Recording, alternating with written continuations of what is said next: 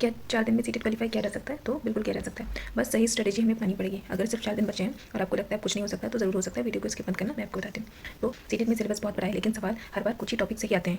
अब पूरा सिलेबस पढ़ने का टाइम नहीं है, केवल स्मार्ट काम करना है जिसमें सिलेक्शन हो जाए। फर्स्ट और सेकंड डे में हमें करना है स्ट्रॉन्ग जो सब्जेक्ट्स हैं जो बहुत ज़्यादा पूछे जाते हैं, जैसे सीडीपी तो हमें अच्छे से 2-3 बार देख ही लेना है, कुछ भी छूट जाए पर सीडीपी नहीं छूटनी चाहिए। उसके बाद में हमें जो वीक टॉपिक्स हैं उनको देखना है थर्ड डे पे, और थोड़ा और पीवाईक्यू इंपॉर्टेंट है, पीवाईक्यू जरूर करने और रिवीजन करना है चौथे दिन पे हमारा जो खासकर सीडीपी, क्योंकि जो 90 मार्क्स हैं वो सीडीपी के अकेले के हैं। बाकी सब्जेक्ट सब में सीडीपी मिली हुई होती है, एसएसटी आती है जिनका मैथ्स या जो भी है, तो उसमें भी कई बार हम सीडीपी सारे क्वेश्चन नॉलेज बेस्ड नहीं होते हैं, उसमें सीडीपी बेस्ड भी बहुत सारे होते हैं। और इस टाइम पे अब आपको ये टाइम नहीं है कि आप पूरी मैथ्स लगाओ या पूरा एसएसटी बैठ के पढ़ो, स्पेशली एसएसटी वालों के लिए, क्योंकि मेरा एसएसटी ही था तो उसके लिए इतना टाइम नहीं है। आपका जो भी बैकग्राउंड था एसएसटी में, जो भी आपने पहले पढ़ा होगा वो आपको काम आ जाएगा। अभी आपको सीडीपी देखनी है, पूरे के चक्कर में नहीं पढ़ना है।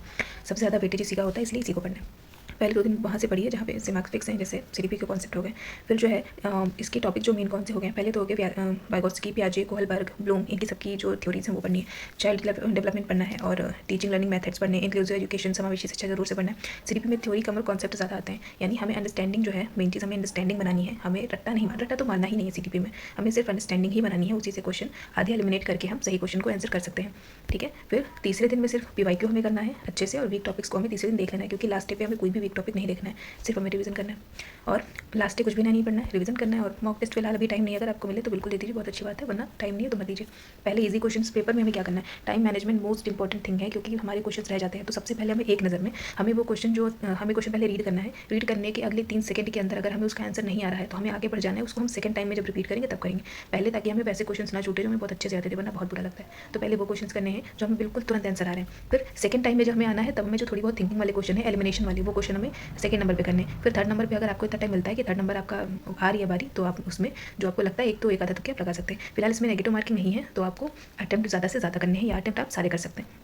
अभी आपको कोई टेंशन नहीं लेनी है, चीज़ें मैनेज हो जाएंगी, बस सही से स्ट्रेटजी सही से प्लान करना और एग्जाम में जरूर से टाइम मैनेजमेंट पर ध्यान देना, ठीक है। 96 आवर्स से ज़्यादा का ही है, आप सही से प्लान बनाइए, जरूर हो जाए। और यहाँ सीडीपी के लिए हमें हेल्प कहाँ से लेनी है, तो मेनली सीडीपी के लिए भी कोई भी टाइम नहीं है, तो आप भटकना छोड़िए, कहीं भी भटकना नहीं है। आपको सबसे पहले सीडीपी के लिए हिमांशी मैम की मैराथन्स देखनी है, मोस्ट इंपॉर्टेंट है। पहले आप सीडीपी की मैराथन देखिए, उनके जो कॉन्सेप्ट है वाइगोत्स्की, पियाजे, कोहलबर्ग, इनको सबको अच्छे से पढ़िए। उसके बाद में लैंग्वेज पढ़नी है, हिंदी और इंग्लिश लैंग्वेज लगभग सेम तरीके से आती है। अगर आपने हिंदी पढ़ लिया तो आपके बहुत सारे इंग्लिश के क्वेश्चन भी बन जाएंगे। तो फर्स्टली सीडीपी पढ़िए, फिर हिंदी और इंग्लिश जो लैंग्वेज दी है, जो पेडागोजी है, उसको पढ़िए, ठीक है। सीडीपी, हिंदी, इंग्लिश, पेडागोजी, इनको आप सबसे पहले पढ़ लीजिए। उसके बाद में कुछ पीवाईक्यूज लगाइए, अंडरस्टैंडिंग जरूर से बिल्ड करनी है, ठीक है। इतना सब करना है। हिमांशी मैम की वीडियो सबसे पहले देखिए, अच्छा सा कंटेंट दिया हुआ है, मैंने भी बहुत कम टाइम में उनकी हेल्प से निकाला था, इसलिए कहीं भी मत भटकिए। टीचर्स ने 12-12 घंटे की मैराथन डाली है, समझ नहीं आता लास्ट टाइम पे इस तरीके से बच्चों को कैसे भटका सकते हैं, ठीक है। आपको भटकना नहीं है, हिमांशी मैम की वीडियोस देखिए।